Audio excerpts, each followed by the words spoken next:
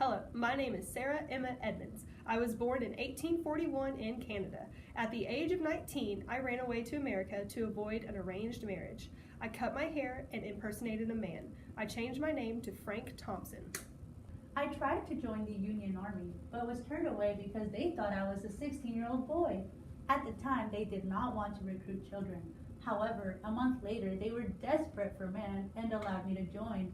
Growing up, I had been taught how to ride a horse and was skilled when it came to using a gun. After I joined the Union Army, the men used to laugh and make fun of my small stature. They gave me the nickname Our Little Woman. Shortly after joining the Army, I trained to become a nurse. I served as a nurse during the Battle of Bull Run, Fair Oaks, and Williamsburg. I helped save several lives and even called out men that tried to pretend to be injured. I promised myself. While preparing for the siege of Yorktown, the chaplain came to me and asked if he could recommend that I become a spy. Without hesitation, I took the job. For my first mission, I disguised myself as a freed slave. I used silver nitrate to darken my skin, wore a wig, and tattered clothes. It was rather easy to infiltrate the Confederate Army.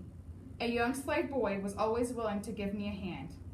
I promised myself that one day would find a way to pay him back.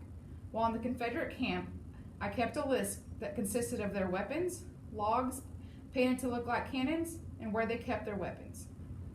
Before returning to the Union Army, I spotted a young man in the Confederate Army that I recognized as the man that brought the weekly newspaper to the officers in the Union Army. The Union Army had been infiltrated without knowing. When I returned to the Union Army, I was able to report all of my findings to my commanding officer. Throughout the rest of my life, I continued to fight for freedom by taking on 10 more missions using a different disguise each time. I continued to also work as a nurse and a mail carrier.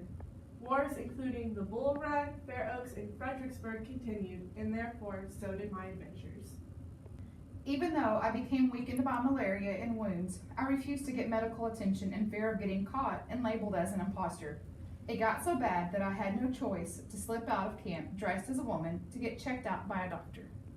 Once healthy again, I tried to sneak back into the battle scene, but before I could return, I spotted a wanted poster that stated, "Frank Thompson, deserter, shoot on sight." I was in shock and decided to go and live a normal life. I married a nice carpenter, finished a memoir, and was recognized for my achievements once the word got out that many more women had taken up the role as a soldier. I'm glad to know many more women were strong, caring, and continued to use their voices in everyday scenarios.